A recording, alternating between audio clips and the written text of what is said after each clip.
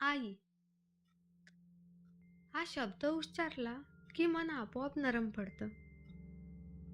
कारण आई फक्त जन्म देत नाही, ती आयुष्य घडवते. पण आज मी तुम्हाला एका वेगळ्याच आईची कथा सांगणार आहे, जिने फक्त मुलाला जन्म दिला नाही, तर संपूर्ण इतिहासाला दिशा दिली.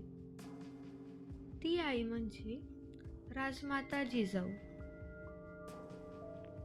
जिजाऊंचं बालपण, जिजाऊंचा जन्म जाधव घराण्यात झाला. जाधव घराणं म्हणजे शौर्य, स्वाभिमान आणि अन्यायाविरुद्ध उभं राहण्याची परंपरा असणारं घराणं. त्या काळात स्त्री म्हणजे घरात राहणारी, गप्प बसणारी व्यक्ती अशी समाजाची धारणा होती. पण जिजाऊ तशा नव्हत्या. त्यांच्या डोळ्यात प्रश्न होते, आपण अन्याय सहनच का करायचा? अशा प्रकारे प्रश्न नेहमी त्यांना पडायचा. आज आपण बोलतो स्त्री सशक्तीकरण, पण जिजाऊ त्या काळातच सशक्त होत्या. जिजाऊंचा विवाह शहाजी महाराजांशी झाला. हा विवाह सुखाचा कमी आणि संघर्षाचा जास्त होता. शहाजी महाराज सतत मोहिमांवर असायचे आणि जिजाऊ एकट्याच. एक स्त्री जेव्हा एकटी पडते तेव्हा ती तुटत नाही, तर ती मजबूत होते. आजही अनेक स्त्रिया अशाच एकट्या लढत असतात. 19 फेब्रुवारी 1630ला शिवनेरी किल्ल्यावरचा तो क्षण फक्त एका बालकाचा जन्म नव्हता, तर तो इतिहासाचा जन्म होता. जिजाऊंनी शिवाजी महाराजांना फक्त दूध पाजलं नाही, तर स्वप्न पाजली.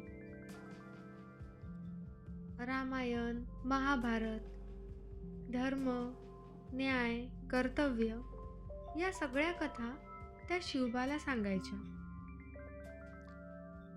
जिजाऊंची सगळ्यात मोठी देणगी म्हणजे संस्कार.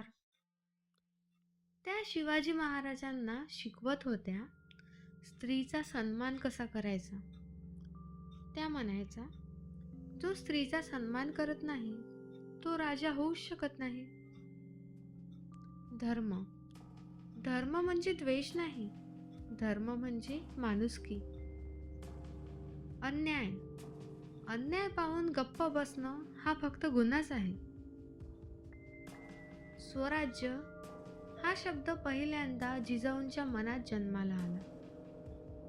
स्वराज्य म्हणजे फक्त राज्य नव्हतं, स्वराज्य म्हणजे होता स्वाभिमान.